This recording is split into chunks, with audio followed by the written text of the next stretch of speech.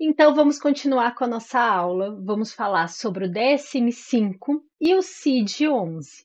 Seguindo aqui, vamos iniciar essa parte que é um pouquinho mais técnica, mas é muito importante.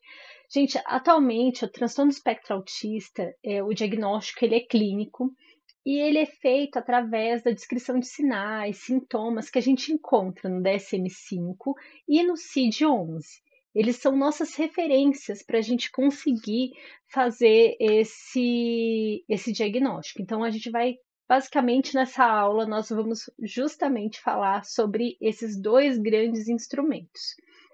O DSM-5, gente, ele veio em 2013, né? Ele é um manual diagnóstico estatístico feito pela Associação Americana de Psiquiatria e ele é uma classificação de transtornos mentais para facilitar e para dar mais confiabilidade nesse processo diagnóstico. Então, assim, desde 2003, tem a característica que ele removeu a síndrome de Rett. Então, a síndrome de Rett não faz parte das características do autismo. Ele tem suas características próprias, né? Não vamos entrar aqui nessa aula, nesse ponto, mas juntou o Asperger, autismo, transtorno desintegrativo da infância, transtorno global de desenvolvimento sem outra especificação, removeu o transtorno global de desenvolvimento. Então, são as características que trazem no DSM-5, né, que difere do DSM-4. Olhando aqui, gente, isso aqui, o DSM-5, na parte em relação ao autismo, ele é dividido em dois grandes blocos. Então, aqui tem o A, o B, e tem essas três outras características, e nós vamos falar uma a uma. Então, isso aqui foi só para ter uma visão global de facilitar. Porque, por exemplo, esse primeiro grupo, o A, ele subdivide em três características e os três níveis de gravidade, que nós vamos conversar aqui sobre esses três níveis de gravidade também.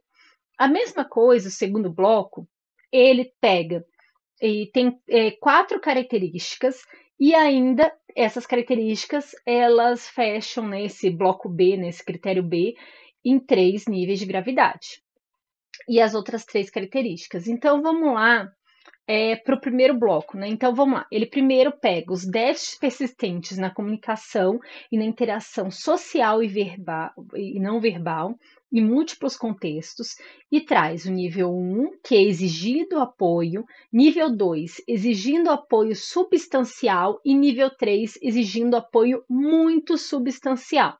A mesma coisa ele traz nos padrões restritos repetitivos de comportamento, interesse ou atividade. Então, ele divide também em três níveis de suporte.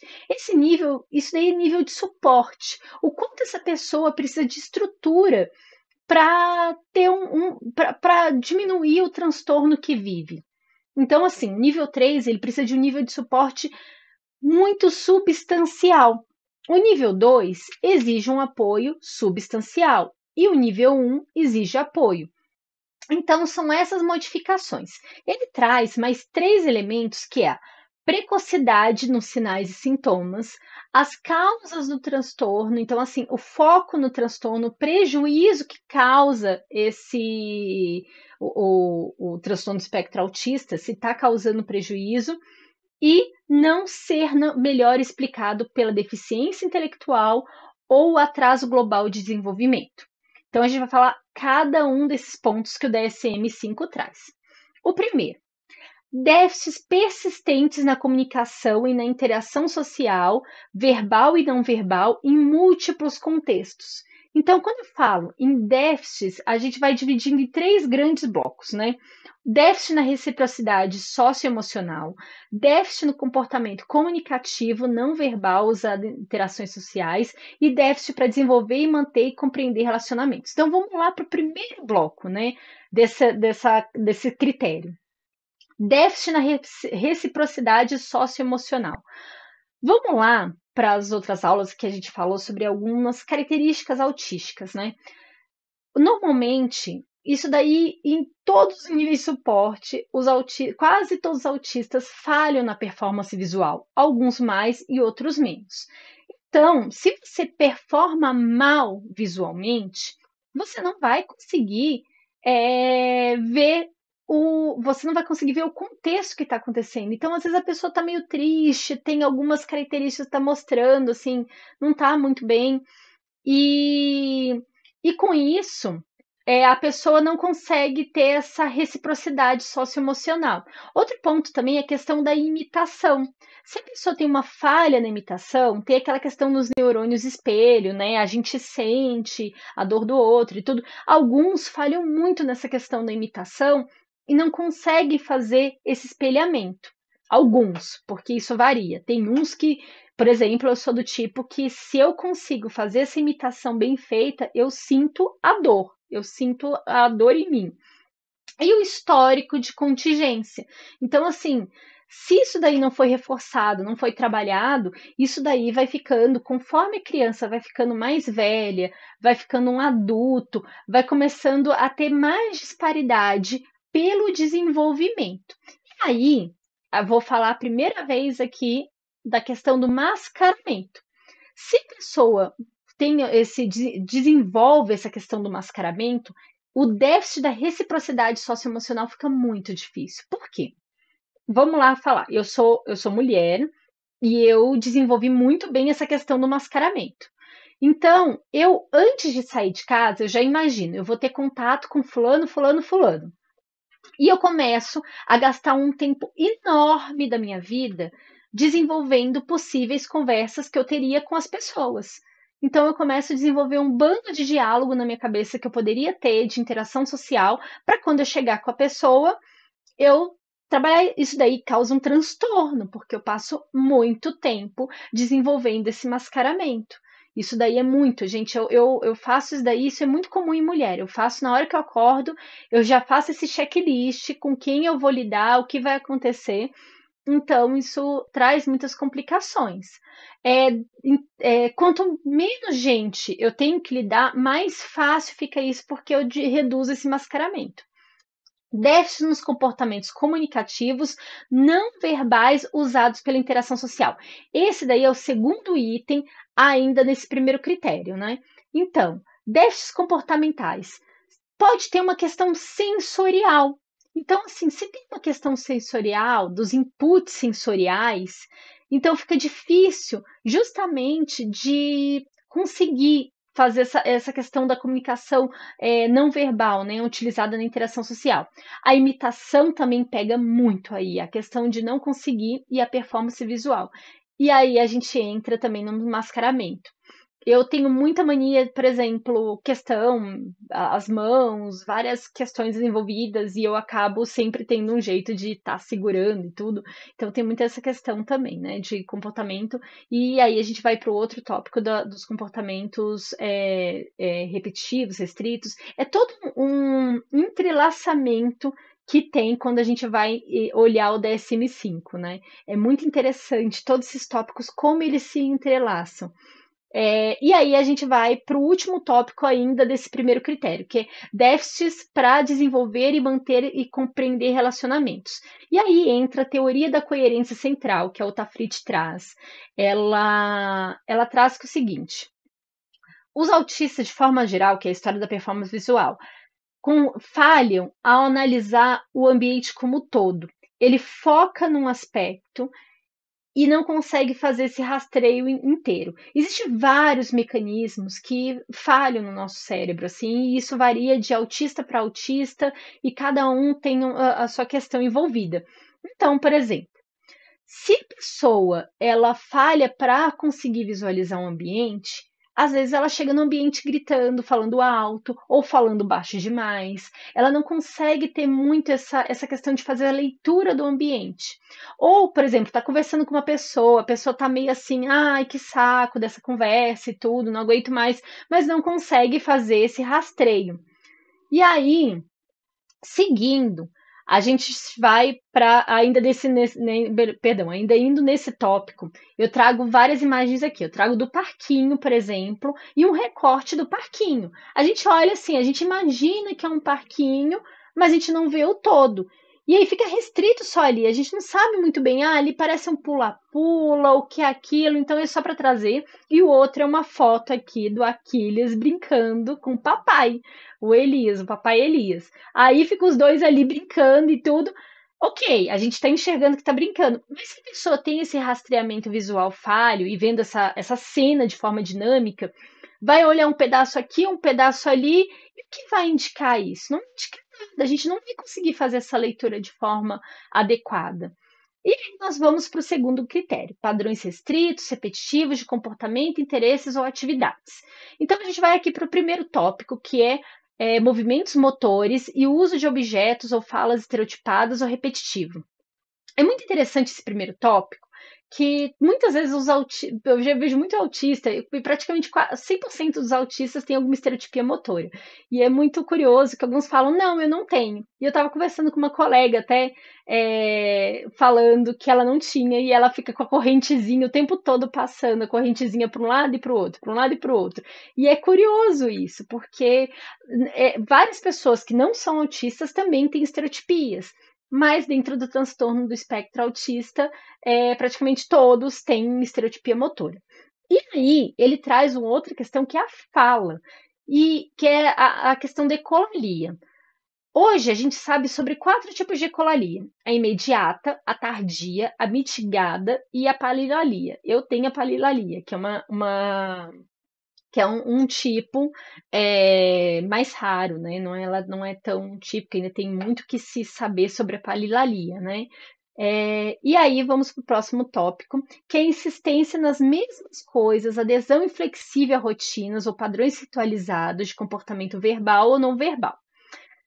Gente, esse tópico é muito importante. Eu trouxe essa fotinho de alimento, porque muitas vezes acontece da criança ter problemas alimentares por conta de padrões restritos e repetitivos.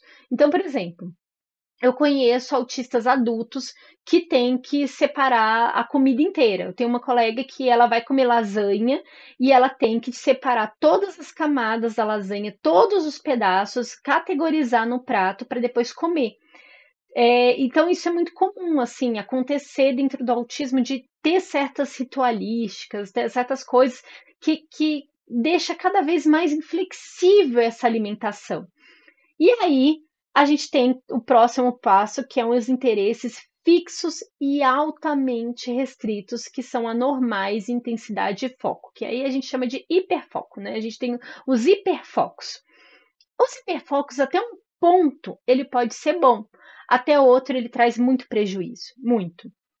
Então, vamos dar um exemplo. Por exemplo, a pessoa já trabalha, está no serviço, está trabalhando e tudo, só que ela está com hiperfoco em outra coisa. O hiperfoco consome a ponto, às vezes, da pessoa não cuidar da própria higiene, da própria saúde, não faz xixi, não toma água, não faz mais nada, porque está focada, está no hiperfoco. E aí começa a causar um prejuízo geral para a pessoa. Então, o hiperfoco, ele pode ser bom e ele pode ser ruim.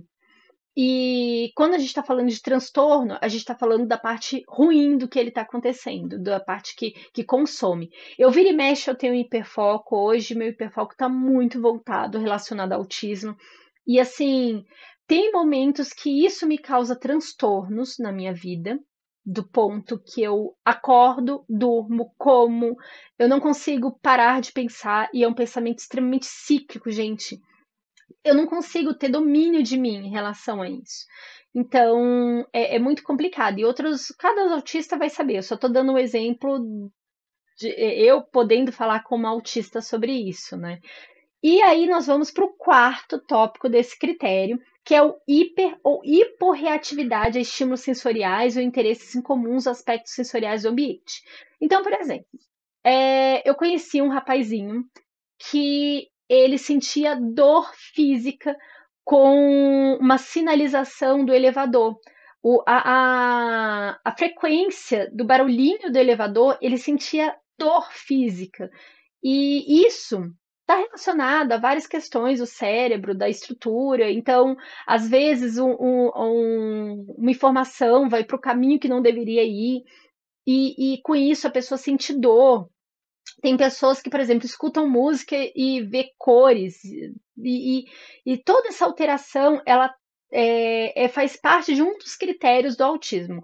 Você ter isso, por exemplo, uma pessoa que tem essa sinestesia, assim, a pessoa escuta uma música e enxerga a cor, não quer dizer que ela é autista, mas isso pode ser uma das características dentro do transtorno do espectro autista. E aí, nós vamos para o próximo tópico, seguindo o DSM, que é a precocidade nos sinais e sintomas. Então, assim, a primeira coisa que a gente tem que ter em mente quando a gente pensa nisso é se as demandas sociais elas são compatíveis. Então, vamos lá pensar na fala com intenção comunicativa. A fala com intenção comunicativa, se a gente pega um bebezinho de 0 a 1 ano, ok, se ele não fala, se ele não pede me dá e tudo, é tolerável. Ok, a gente já imagina. De 1 ano a 2 anos, se a criança não tem fala com intenção comunicativa, já é bem amarelinho, porque ela já tem que estar ali na casa das 20 palavras. Completou 2 anos, de 2 para 3 anos, essa criança já tem que estar falando ali 200 palavras. Então, assim, já é um grande alerta aí. Peraí, já era para estar com 200 palavras, alguma coisa está acontecendo. Com 3 anos, a fala já é muito compatível com a nossa. Assim, lógico, não vai falar laranja, vai falar lalanja, por exemplo, porque o R vai até os 6 anos. A criança, a partir dos 6 anos, ela tem que estar falando o R bem falado, bem assim, mas a fala, a complexidade da fala já é muito semelhante de um adulto a partir dos 3 anos. Então, nem sempre a gente consegue ver todos os sinais e sintomas de forma precoce por conta das demandas sociais terem que ser compatíveis com a idade. Então, assim, a criança faz uma birra muito grande, que acha que é uma birra, mas às vezes é uma questão sensorial ou é um padrão restrito e fala, é birrenta. Não, mas não é birrenta. É porque tem um padrão restrito e repetitivo, mas é compatível com a idade. A pessoa fala, a criança não tá compreendendo, então ele fala, é simplesmente porque tem um humor complicado, sabe? Fica difícil essa separação. E aí vem o próximo ponto, que é a causa de transtorno, prejuízo. Eu preciso muito falar aqui sobre o fenótipo ampliado do autismo, ou espectro expandido do autismo. Mas para falar sobre isso, a gente tem que pensar na curva normal, que é aquela curva normal gaussiana, que é uma curva matemática, teórica, que ela se baseia, ela tem dois grandes parâmetros, a média e o desvio padrão. Então, ela pega todos esses dados populacionais e traz num valor médio. E com isso a gente enxerga dessa forma. O que está nas beiradas é o que está mais longe da média, é o que foge. Então, assim, a gente traz características comportamentais que possam ser médio da população. O que foge isso pode estar causando algum transtorno. Então, a gente traz ali, no cantinho está ali a porcentagem de autistas. A gente sabe que é 1 a cada 44 autistas, 44 pessoas, uma é autista. Então, existe uma camada, um número populacional, uma quantidade populacional ali que vai estar próximo dessas características, mas não chega a causar transtorno em todos esses tópicos que eu trouxe, em todos esses critérios que eu trouxe. A pessoa pode sim sofrer um transtorno com uma questão ou outra, mas não fecha todos os itens para entrar no transtorno do espectro autista.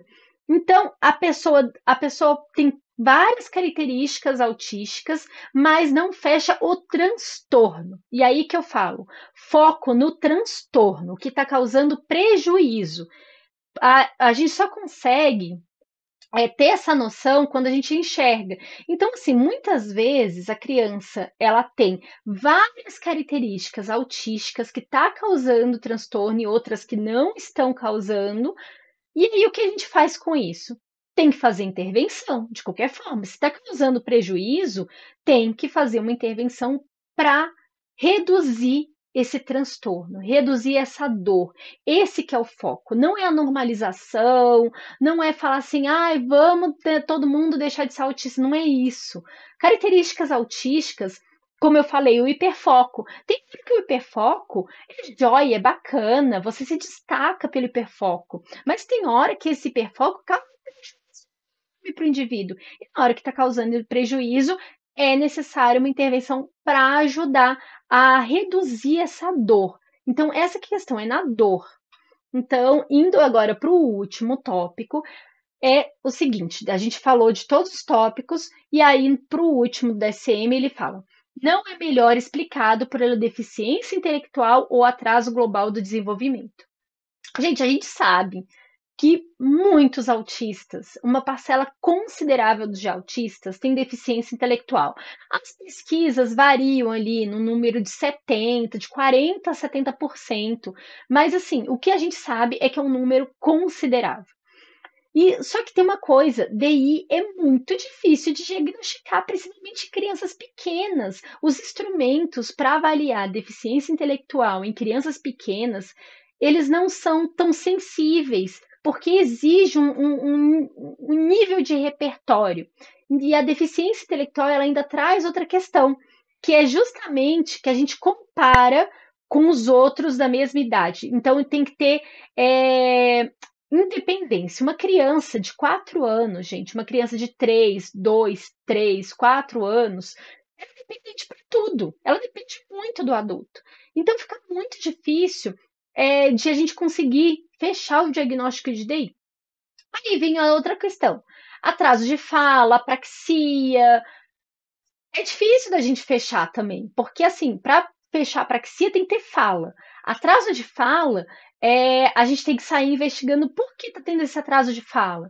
E outra coisa também que a gente tem que eliminar, ficar muito atenta, é com as síndromes. Porque se assim, se tem uma causa de síndrome, tá, tem as características relacionadas ao autismo, vai ter que fazer intervenção, uma intervenção muito similar que a gente tem no transtorno espectro autista para algumas coisas, mas a gente tem que saber muito bem aonde está indo, porque assim, o prognóstico, o que vai seguir, vai ser um pouquinho diferente, então a gente tem que, um pouquinho não, consideravelmente diferente, então a gente precisa saber com o que está lidando. E aí, nós vamos entrar na parte do CID-11. O CID-11, ele é a classificação, CID, né? Classificação Estatística Internacional de Doenças e Problemas Relacionados à Saúde. A pessoa, por que o autismo está no CID, se que autismo não é doença e toda essa questão? Problemas relacionados à saúde. Lembra que eu falei agorinha sobre o autismo, sobre o transtorno do espectro autista? Transtorno, gente, foco no transtorno. Se está causando transtorno, transtorno é uma dor. Transtorno não é uma coisa boa. Então, assim, a gente tem que focar no transtorno, a gente tem que reduzir o transtorno da pessoa. E não, o problema não está no autismo, está no transtorno, na dor que a pessoa está passando. Então, é esse que é o foco que a gente tem que ter.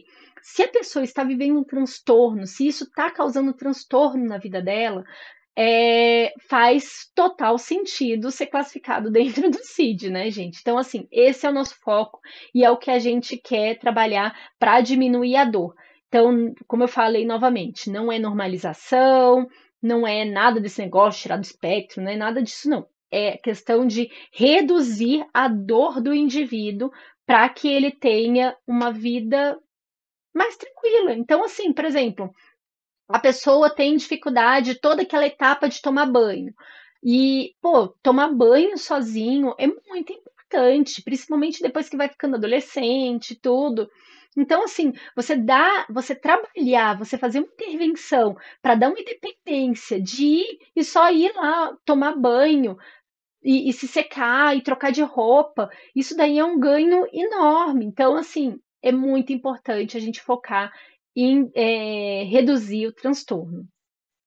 Então, no CID-10, o autismo estava dentro de um tronco chamado de Transtornos Globais de Desenvolvimento, TGO.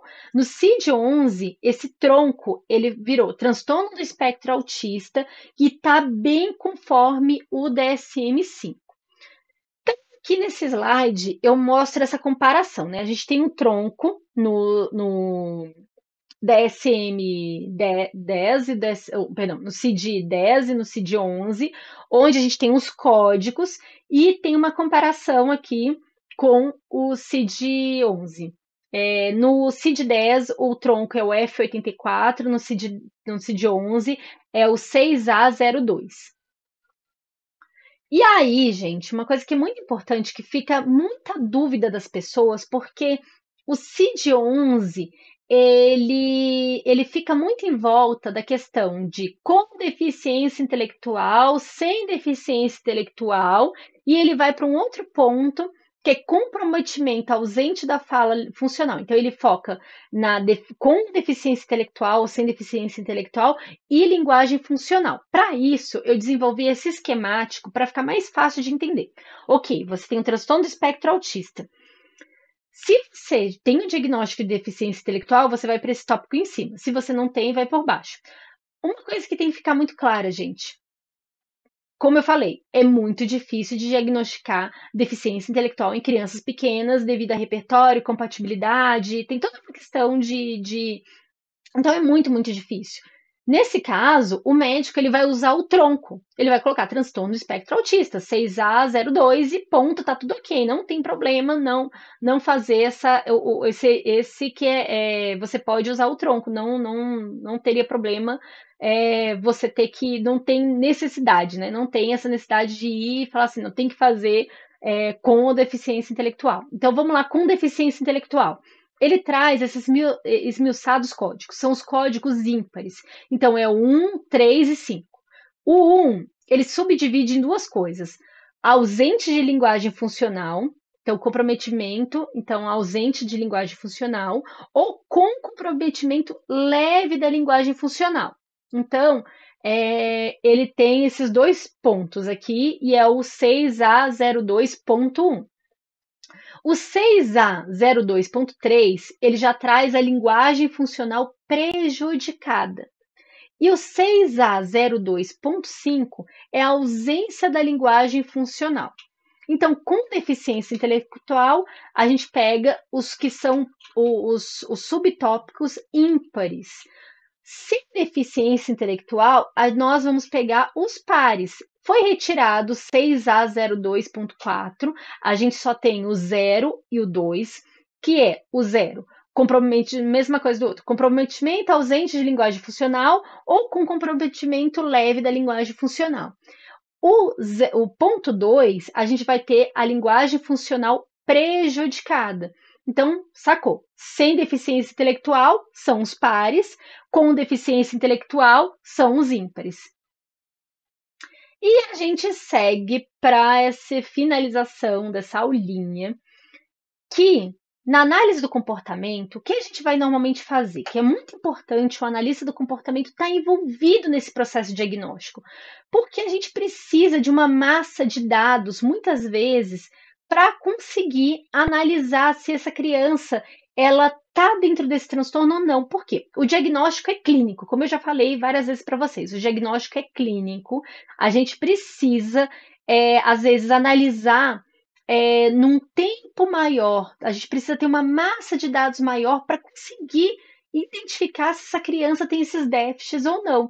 Às vezes o médico, em uma hora de consulta, não vai conseguir ver esse repertório comportamental. Ele vai usar instrumentos para conversar com os pais, né? Ele vai usar instrumentos como o MChat, a DOS, o CARS, mas assim, é tudo num espaço ali de no máximo uma hora. Alguns médicos abrem mais tempo para uma hora e meia, 2 horas de consulta, mas mesmo assim, um analista do comportamento ele vai usar várias sessões para conseguir levantar. E ele vai levantar um repertório dessa criança e vai verificar, ok, o que a criança faz, o que a criança não faz, o que ela deveria fazer, mas deveria fazer com o quê? Com a criança estatística. Essa criança estatística, gente, ela não existe. É uma criança irreal, é uma criança que foi criada, inventada, que é a nossa referência, onde a gente olha esses padrões. Então, assim, você vai analisar marcos de desenvolvimento. Você está olhando ali a criança estatística. Feito isso, o analista do comportamento ele vai levantar hipóteses diagnósticas. Ele vai falar, olha, segundo esses instrumentos que eu avaliei, existe a hipótese de TEA, existe a hipótese de TEA com TDAH. Ele vai levantar, ele vai trazer, ele vai pegar vários instrumentos, vai analisar conforme ali o DSM, o CID também, e vai trazer essas hipóteses e levar para o médico. Ok, doutor, me fale aqui, eu estou trazendo esses dados, essa é a minha hipótese conforme esses dados, e aí, sim, é muito importante esse processo, porque muitas vezes os pais, eles passam tanto tempo com dores assim, nossa, mas eu vejo tantas características do meu filho como o médico não vê, mas ele teve uma amostragem comportamental pequenininha durante a consulta, que ele não conseguiu ver essas características que para você fica tão evidente. Então, quando você leva o seu filho no analista do comportamento e ele vai ali fazer uma avaliação mais profunda, com uma amostra maior, né, de tempo, isso daí vai ser muito, muito relevante. Então, essa era a aula de hoje. Eu espero que tenha gostado dessa aula. Nós vamos seguir, vou falar aqui as próximas aulas, quais serão. Vamos lá, vamos lá. Agora nós falamos sobre DSM-5 e CID-11. A próxima aula, avaliação para autismo. Boa.